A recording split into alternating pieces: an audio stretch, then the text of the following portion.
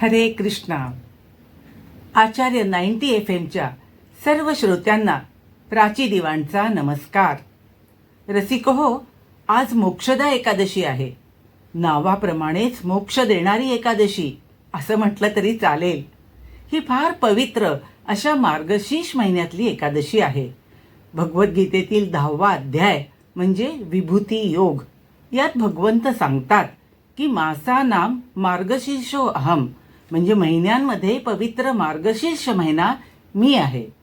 भगवंतांचा प्रिय महिना आणि भगवंतांची प्रिय तिथी एकादशी आज दोन्ही असल्यामुळे आज खरंच मणिकांचन योग जुळून आलेला आहे. आजच्या दिवसाचं सर्वोच्च महात्म्य म्हणजे आज गीता जयंतीही आहे. हा खरा दुग्ध शर्करा योग आहे. आजच्याच दिवशी 5000 वर्षांपूर्वी भगवान श्रीकृष्णांनी अर्जुनाला कुरुक्षेत्रावर कौरव पांडवांच्या युद्धामध्ये भगवद्गीता सांगितली.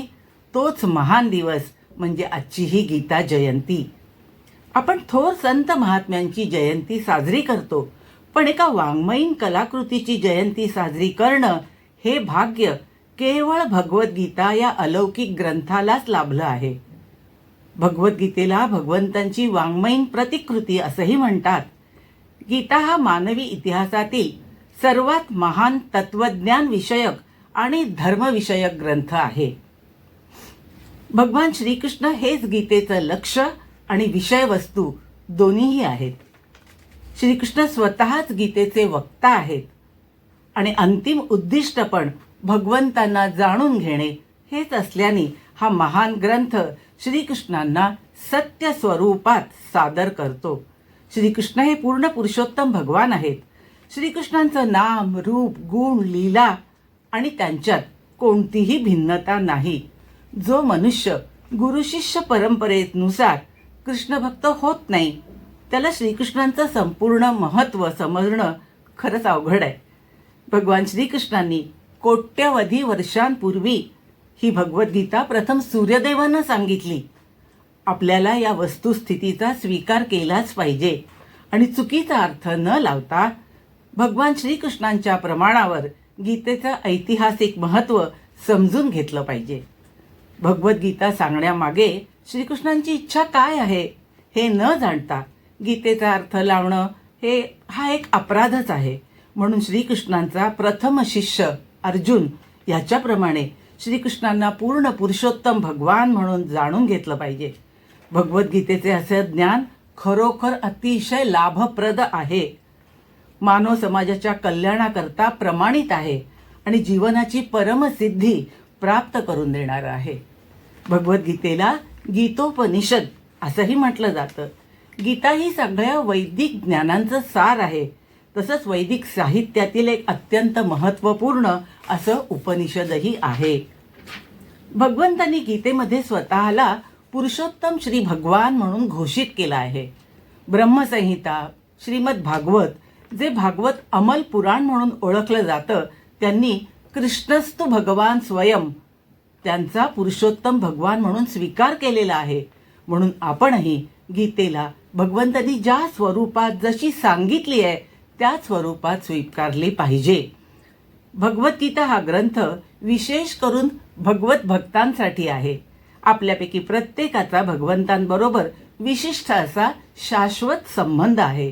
शांत, दास्य, साख्य, वात्सल्य, माधुर्य यालाच स्वरूप असंही म्हणतात. प्रेममय भगवत सेवेद्वारे स्वरूपसिद्धी प्राप्त करणं हे मानव जन्माचं परिपूर्णत्व आहे. भगवंतांचे दिव्यत्व समजणे अत्यंत कठीण आहे. मोठ्या मोठ्या देवताही त्यांना जाणू शकत नाहीत, तर मग मनुष्य भक्त झाल्याशिवाय श्रीकृष्णांना कसं बरं जाणू शकेल. अज्ञानमय भौतिक अस्तित्वातून मानवजातीचा उद्धार करणं हा भगवद्गीतेचा उद्देश आहे. मी कोण आहे, माझा जन्म का झाला, ही सुखदुःख मी का भोगतो, मृत्यूनंतर मी कुठं जाणार आहे, असे प्रश्न जिज्ञासू जीवाला पडतात. ही जिज्ञासा जागृत झाल्यावरच खऱ्या अर्थाने मानवतेचा आरंभ होतो. ह्यालाच अथातो ब्रह्म जिज्ञासा असं म्हटलं जातं. ब्रह्मसंहिता आरंभीच सांगते ईश्वरः परमः कृष्ण सच्चिदानंद विग्रह अनादिरादिर गोविंद सर्व कारण कारणम. भगवंतांच्या शक्ती अमर्याद आहेत.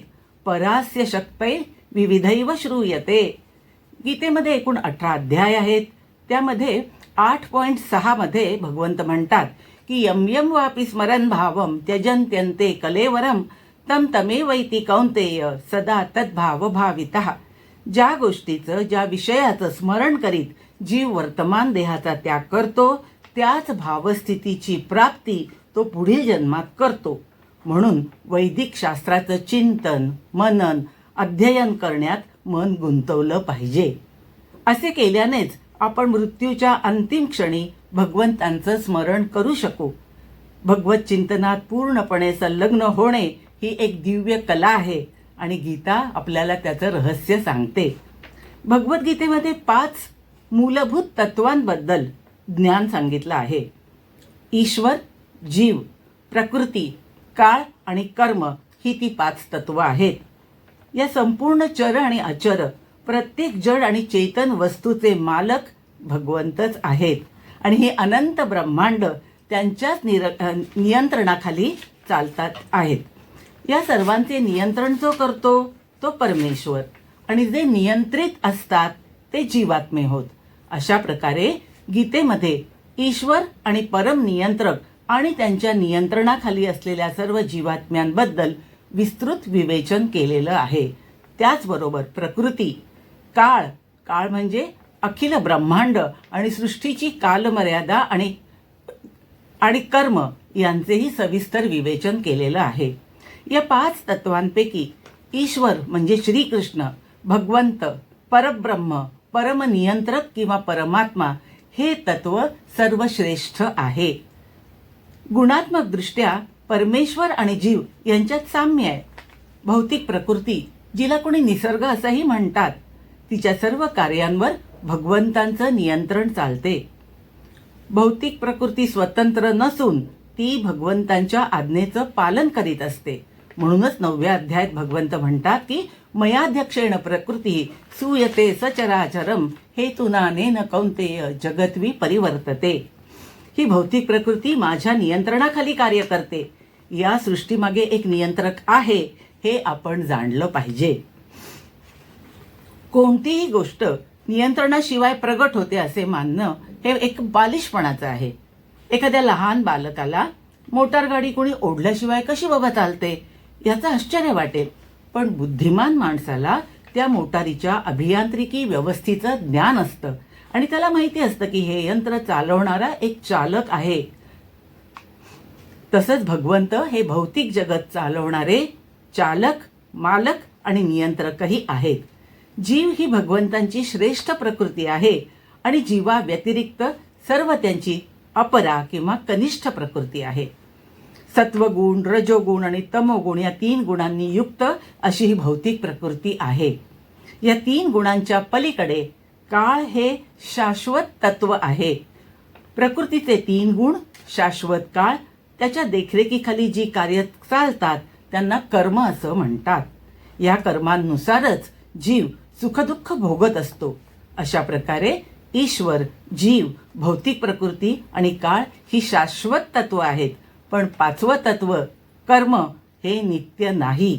ज्ञानाच्या पूर्णतेने आणि जाणीवपूर्वक आपण कर्मफलांमध्ये बदल घडवून आणू शकतो. हे ज्ञान गीताच आपल्याला देते. ईश्वराचं स्वरूप परमचेतनमय आहे. जीवात्मे ईश्वराचे अंश असल्याने ते सुद्धा चेतनमय आहेत. ईश्वर सर्व जीवांच्या हृदयात स्थित आहेत. ज्याप्रमाणे आपण जुनी वस्त्र टाकून नवीन वस्त्र धारण करतो, त्याप्रमाणे जीवात्मा जुनं शरीर टाकून देऊन नवीन शरीर धारण करतो. मनुष्याला देहात्मबुद्धीतून मुक्त करण्यासाठीच भगवंतांनी गीता सांगितलेली आहे. झाडाच्या मुळाला पाणी घालूनच झाडाचं पोषण होतं. उदरभरणामुळे शरीराचं पोषण होतं. तसंच भक्तियुक्त सेवेनी आपल्या आत्म्याचं पोषण होतं. भगवंतांच्या शक्ती अमर्याद आहेत. भगवंत सर्व जीवांचे पिता आहेत. अहम बीज प्रदप पिता असं ते म्हणतात. ज्याला आरंभही नाही, ज्याचा अंतही नाही, अशा सनातन धर्म परंपरेचे आपण पायिक आहोत. सर्व जीव अनादी काळांपासून आनंदाच्या शोधात आहेत. श्रीकृष्ण हे आनंदाचे भांडार आहेत, आनंदाचे सागर आहेत. वेदांत सूत्रामध्ये त्यांना आनंदमयोभ्यासात असं म्हटलंय. भगवंत प्राप्तीसाठी अनेक मार्ग आहेत, पण सर्वात महत्त्वाचा मार्ग हा भक्ती मार्गच आहे. मनुष्याने परंपरेतील प्रामाणिक आध्यात्मिक गुरूंकडून ज्ञान घेणं अतिशय आवश्यक आहे. श्रवणम कीर्तनम विष्णू स्मरणम पादसेवनम अर्चनम वंदनम दास्यम साख्यम आत्मनिवेदनम ह्या नवविधा भक्तीच्या पद्धती आहेत, पायऱ्या आहेत. भगवद्गीता ही श्रीकृष्णांची वाङ्मयीन मूर्ती आहे. गीता महात्म्य सांगते की जी व्यक्ती भगवद्गीतेच्या उपदेशाचे पालन करते ती जीवनातील सर्व दुःख, चिंता, भय ह्यातून मुक्त होते. गीतेमध्ये शेवटी भगवंत सांगतात, सर्व धर्मान् परित्यज्य मामेकं शरणं व्रज अहम त्वां सर्व पापेभ्यो मोक्ष इष्यामि मा शुचः. विविध प्रकारच्या धर्मांचा त्याग करून फक्त मला शरण ये. मी सर्व पापकर्मांमधून तुझी मुक्तता करीन. तू भीती बाळगू नकोस. किती होप गिव्हिंग श्लोक आहे हा. किती आश्वासन देणारा श्लोक आहे हा. सध्याच्या या भौतिक जगामध्ये सगळेजण कार्यात खूप व्यस्त आहेत. त्यांना वैदिक साहित्य वाचायला वेळच नाहीये. त्यांच्यासाठी भगवद्गीता हा एकच ग्रंथ पुरेसा आहे. कारण गीता ही वैदिक ज्ञानाचं सार आहे. जो गंगेमध्ये स्नान करतो, जो गंगा प्राशन करतो, त्याची सर्व पापं धुवून निघतात. मग जर त्यांनी गीतेचं अमृत प्राशन केलं तर अजून काय हवंय. गंगा ही भगवंतांच्या चरणकमलातून उत्पन्न होते, म्हणून तिला विष्णुपदी असंही म्हणतात. आणि गीता तर पुरुषोत्तम भगवान श्रीकृष्णांच्या मुखकमलातून प्रकट झाली आहे. मग काय म्हणायचं तिला. तिच्यामुळे तर पुनर्जन्म सुद्धा माणसाला घ्यावा लागत नाही.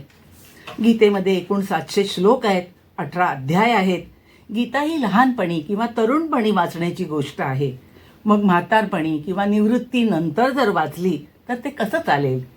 कारण जीवन कसं जगावं हे शिकवणारं गीता हे मोठं मॅन्युअल आहे. सगळे डूज आणि डोंट्स गीतेमध्ये आहेत. आणि गीतेचा प्रत्येक श्लोक हे अनमोल रत्न आहे. संपूर्ण जीवन जर गीतेच्या मार्गदर्शनानुसार जगलं तर हे मनुष्य जीवन निश्चित सफल होणार आहे. गीता हे अध्यात्माचं ज्ञान आणि विज्ञान दोन्हीही शिकवते. अध्यात्म हा आंतरिक प्रवास आहे, म्हणजे आपल्याला आत्मसाक्षात्कार करून देणारा प्रवास आहे. आपण कोणतेही कार्य करत असलो तरी आंतरिक चेतना ही भगवंतांशी जुळलेली हवी. सतत ऐकलेल्या कृष्णकथा, गीता, भागवत, केलेलं नामस्मरण आणि ह्या सगळ्यांमुळे आपली चेतना भगवंतांकडे नेते. कुणालाही प्रेझेंट द्यायचं झालं म्हणजे भेटवस्तू देण्यासाठी गीतेपेक्षा श्रेष्ठ वस्तू या त्रिभुवनामध्ये नाही. गीता हा ज्ञानाचा दिवा आहे. या दिव्याच्या दिव्य प्रकाशात जीवनातील अज्ञानमय अंधकाराचं भय त्वरित दूर होतं. जिथं कुंठा नाही, चिंता नाही, अशा वैकुंठ धामाचे आपण खरे निवासी आहोत. हा मनुष्य जन्म फार फार दुर्लभ आहे. याचं सोनं करून घेऊया. देहात्मबुद्धी टाकून मी शरीर नसून नित्य शुद्ध, नित्य मुक्त, निरंजन आत्मा आहे हे सत्य सदैव ध्यानात ठेवूया.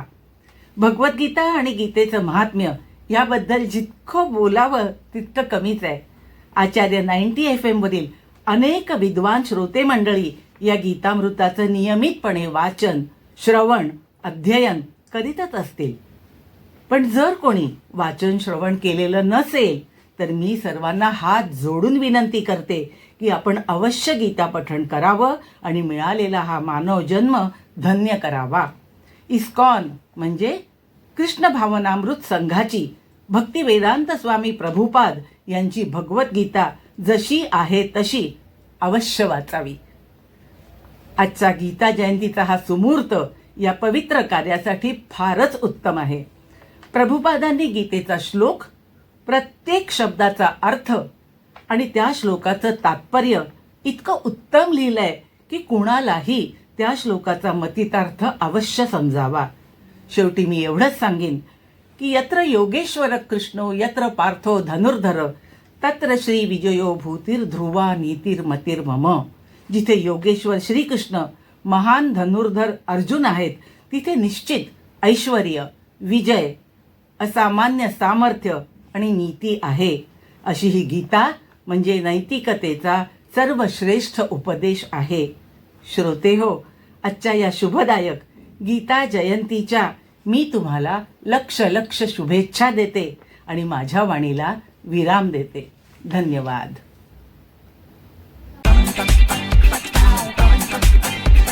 आचार्य